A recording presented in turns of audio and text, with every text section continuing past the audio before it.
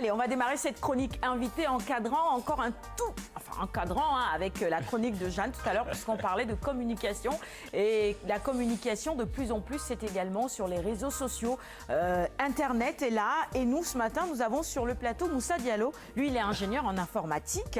Il va nous parler de la participation du Sénégal au Slush 2016 prévu en Finlande. Vous nous l'avez dit, c'est un concours de start-up. C'est ça. Un concours de start-up quand on parle de start-up, en tout cas, c'est un secteur qui est en pleine croissance dans beaucoup de pays sur la voie de l'émergence plutôt. On peut citer l'Inde, le Rwanda, un pays africain qui se distingue beaucoup dans ce secteur. Mais vous allez représenter donc notre pays en Finlande, comme l'a dit Sarah, et vous avez remporté récemment le prix de l'innovation digitale. Ça veut dire que vous avez quand même un projet solide qui pourrait rivaliser avec ceux-là de ces pays que je viens de citer. Alors, qu'est-ce qui fait l'importance, en tout cas, de ce grand événement prévu en Finlande? Donc, Slush, en fait, c'est une compétition en même temps. C'est une rencontre entre des start-upers et des investisseurs. Donc, nous, notre but, c'est d'aller là-bas, de rencontrer d'autres entrepreneurs qui viennent du monde entier, parce que c'est un concours qui a été organisé par le CETIC. Donc au Sénégal, il y a eu 3 gagnants, donc 3 finalistes qui vont partir en Finlande, donc pour défendre les couleurs du Sénégal et rencontrer en fait le monde de l'entrepreneuriat et ceux qui sont plutôt concentrés sur la technologie.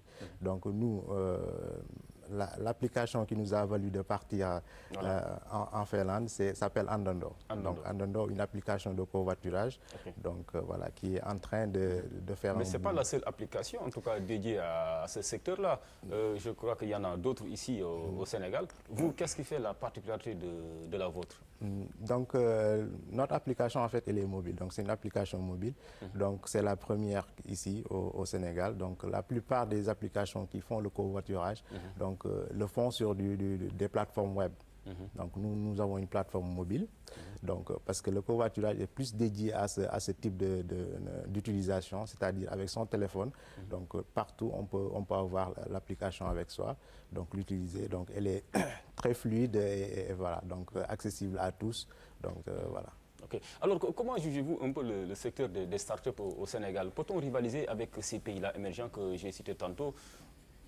Pourquoi pas? Pourquoi pas? Est-ce que le secteur est dynamique déjà? Oui, bon, en ce moment, au Sénégal, on ne parle que de ça, quoi. Donc, on entend partout entrepreneurs. Donc, d'ailleurs, c'est la semaine de l'entrepreneuriat au Sénégal. Donc, tout le monde est orienté dans cette optique-là. Donc, il y a beaucoup de jeunes qui travaillent, qui sont dans ce secteur-là, parce qu'en fait, il n'y a pas beaucoup ils ne peuvent pas intégrer les grandes entreprises. Donc, si tu ne peux pas intégrer une grande entreprise, donc mieux vaut créer la tienne. Donc, les startups, c'est fait pour ça. Donc, pour des petits projets qui sont amenés à devenir grands. Donc nous sommes dans cette optique-là et voilà, je pense que le Sénégal peut, si on continue sur cette lancée-là, à promouvoir l'entrepreneuriat des jeunes, donc continuer. Alors vous parlez de la promotion donc de l'entrepreneuriat des jeunes qui sont surtout dans le secteur en tout cas des startups, des nouvelles technologies de l'information, de la communication. Est-ce que vous êtes bien épaulé? Bénéficiez-vous réellement d'un vrai soutien?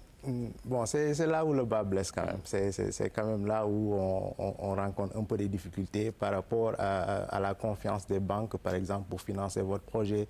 Donc vous pouvez avoir un très bon projet, avoir de très bonnes voilà, belles applications et tout, mais ça bloque un peu côté banque parce que donc justement c'est la définition des startups donc qui sont amenés, qui n'ont pas encore la garantie nécessaire pour aller demander des fonds voilà, substantiels pour aller travailler avec leurs projets.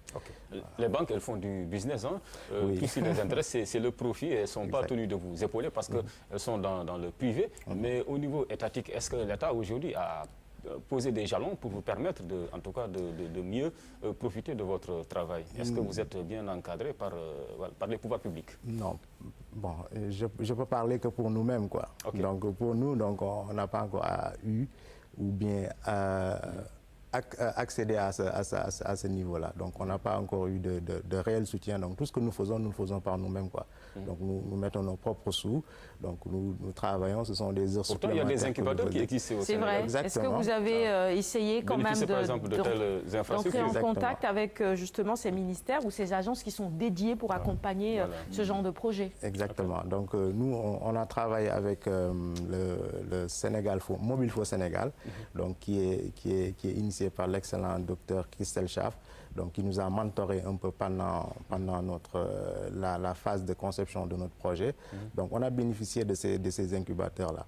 Mais il faut dire que ces incubateurs ne sont pas en fait, c'est en fait le début du projet. Okay. Donc après, si on est amené à grandir, donc il faut passer à plus grand, quoi. Voilà. Donc il y a un réel problème de financement qui se pose. Voilà, c'est un réel problème de financement, mais bon, chacun aussi, parce que l'entrepreneuriat c'est aussi difficile, donc c'est pas, il faut aller taper, on te donne de l'argent. Donc il faut y aller, donc doucement, présenter un projet vraiment viable, et voilà. Donc nous sommes, voilà. Vous avez essayé le FONGIP? Pas encore, faites-le. Justement, on est en train. D'accord. Vous y êtes. Alors, si vous gagnez en tout cas ce concours-là prévu en Finlande, peut-on dire que cela vous permettra en tout cas d'avoir des contacts et certainement un financement conséquent? Exactement. Donc, bon, nous, ce qui nous amène en fait, c'est plus la rencontre entre les investisseurs et nous, quoi. Donc, il y a une compétition où il y aura 100 startups qui vont présenter leur projet, faire des speeches devant tout le Gotha du monde technologique. Mais nous, ce qui nous intéresse vraiment, c'est la seconde partie, donc qui va se dérouler, donc qui sera 2 semaines de rencontres, d'échanges, de speed dating entre investisseurs et startupers. Et bon, si on réussit à lever des fonds, donc on pourra continuer à avancer. Ok, alors avec ces difficultés-là que peut-être vous rencontrez malgré votre créativité et tout, on peut donc légitimement dire qu'il n'y a pas réellement, à l'heure actuelle, une vraie économie numérique au Sénégal. On en parle plus, mais sur le terrain, on sent pas cela. Bon, c'est en train de venir, donc il faut laisser le temps au temps, comme on dit, pour que ça vienne. Mais il y a vraiment d'excellents projets et vraiment de l'innovation qui se fait au Sénégal. Donc il y a de très belles startups qui commencent à tracer leur chemin. Donc bon, il y a une économie numérique qui est là quand même. Mais qui balbutie. Mais qui est surtout centrée sur les échanges financiers sur les téléphones portables. D'accord, c'est vrai. Donc, qui est plus côté opérateur, quoi. Donc qui est plus là-bas. Okay. Mais en termes de nouvelles industries ou bien d'innovation nouvelles, donc on n'a pas encore vu ce qu'on voit dans les autres pays. Mais c'est en train de venir quand même. Mais quand même, on peut dire que le biais déjà, c'est acquis, que vous serez bien de la partie, hein, Inch'Allah. Inch'Allah, on y est, donc on y est, on va y rester, quoi. Okay. Donc, non, je parle de la voyage vous voulez rester en Finlande, Non, je voulais... venir pour que votre pays puisse profiter de votre expertise. Exactement. Okay. Donc, je pensais que vous parliez en fait du chemin de l'entrepreneuriat, quoi. Mais bon, nous, c'est le Sénégal, quoi. Très bien. Voilà, et vous êtes un groupe parce que je rappelle que vous êtes le représentant d'un groupe, hein, vous n'êtes pas le seul. Exactement. Donc, voilà, nous sommes 3 ingénieurs qui travaillons sur ce projet-là. Donc, il y a Amir Mahamad qui est l'ingénieur en développeur Android et graphiste. Il y a moi-même et Pape Modou Ndiaye aussi, donc qui s'occupe de la sécurité et on voit justement la team à l'écran, on nous la présente, votre team. Moussa Diallo, Hamid Mahmat et Pape Modou Ndiaye. Pape Modou Ndiaye. Les 3 qui vont essayer de défendre les couleurs du Sénégal. Le trio. En tout cas, le trio. En tout cas, nos souhaits de succès vraiment vous accompagnent. Très bien. Et merci. On est derrière vous, raison pour laquelle on vous invite ici, parce que vous représentez notre pays. Merci beaucoup. Donc, alors, mais est-ce que du point de vue de la fiscalité aussi, vous payez vos impôts? Parce que vous tenez un start-up, c'est sûr que ça génère des dividendes. Mais en retour, vous croyez qu'on la question sensible de la fiscalité, la question sensible de la fiscalité, est-ce que vous passez? Oui, bon, c'est une question où il faut penser. Donc, il y a un parce que arsenal vous reprochez bien souvent cela, vous les start-upers, en fait. Non, on le reproche ça, mais bon, nous, on n'est pas encore à ce stade-là. Donc, nous, pour l'instant, nous ne dégageons aucun revenu. Mais nous sommes sur le chemin. Et voilà, donc, Inch'Allah, si ça se passe bien. Bon, payer les impôts, c'est un dû social qu'il faut faire. Donc, il faut le faire. J'aime beaucoup votre esprit, cette façon de voir la chose, l'espoir que vous avez. Malgré toutes les difficultés, c'est important. On sait que l'État ne peut pas évidemment employer tout le monde. Et si les jeunes comprennent ça et se lancent dans l'entrepreneuriat, c'est la solution également. Donc merci à vous d'être venus sur le plateau. On vous souhaite bon vent à vous et à votre team. C'est quand? Donc c'est du 22 au 2 décembre. Donc c'est 2 semaines où voilà, il faudra s'immerger dedans et se lancer. C'est la semaine prochaine que vous partez. Donc, à Helsinki, il va faire froid en tout cas. Équipez-vous en conséquence. Bon, on a prévu ce qu'il faut. Ok, super alors. Je vous ai dit au début de l'émission qu'on avait quelqu'un qui s'y connaissait en matière de start-up ici. Hein. C'est René Léon, je vous le présente. René Léon, je te présente Moussa Diallo, hein, qui est avec 2 de ses collaborateurs à l'initiative du projet Andando. Ils vont représenter le Sénégal en Finlande au Slush 2016. Tout à fait, Andando.sn qui est un site de covoiturage. Et je suppose qu'Andando.sn sera comme le Uber du Sénégal. On espère avec une plus-value, c'est-à-dire de respecter un peu ce qui se fait au Sénégal, donc la négociation des prix, donc ce genre de trucs, donc adapté à nos réalités, quoi. Donc c'est pas du copier-coller que les autres font. Donc c'est un projet vraiment qui a été mûri, donc qui s'adapte aux réalités du Sénégal. Donc le covoiturage, il faut savoir que ça existe ici. Donc les gens le font. Donc souvent on partage.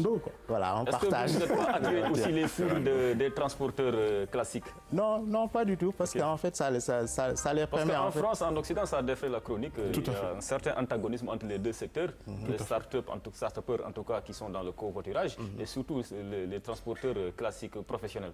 Est-ce qu'ici, le secteur est bien régi? Oui, parce que justement, dans ces pays-là, en fait, ce n'est pas la même qu'ici. Ici, c'est déjà acquis, quoi. Les gens font du covoiturage. Donc, voilà, juste nous fournissons juste la plateforme qui va les mettre en relation. Ce n'est pas une concurrence déloyale. Voilà, ce n'est pas une concurrence. Et ils le demandent, en fait. Donc, nous, on a mis en place l'application. Et c'est plus, en fait, les conducteurs qui nous demandent de mettre leur numéro pour que les gens les appellent, tout ça, plus formel. C'est juste pour formaliser les choses, parce que ça existe déjà dans l'informel. Qui a l'habitude de rallier Thiès peut déjà s'inscrire sur la plateforme. Pourquoi pas, il peut. Une 4x4, il n'a pas besoin de... Peut-être ça permettra aussi d'arrondir les fins du mois. Et en plus c'est bon pour l'environnement, parce que votre 4x4, vous le conduisez, vous avez 3 places derrière, donc vous pouvez prendre les gens. Voilà. Pourquoi pas? Pourquoi pas? Bon, voilà d'autres précisions concernant justement ce projet. Allez, René, on passe au journal maintenant.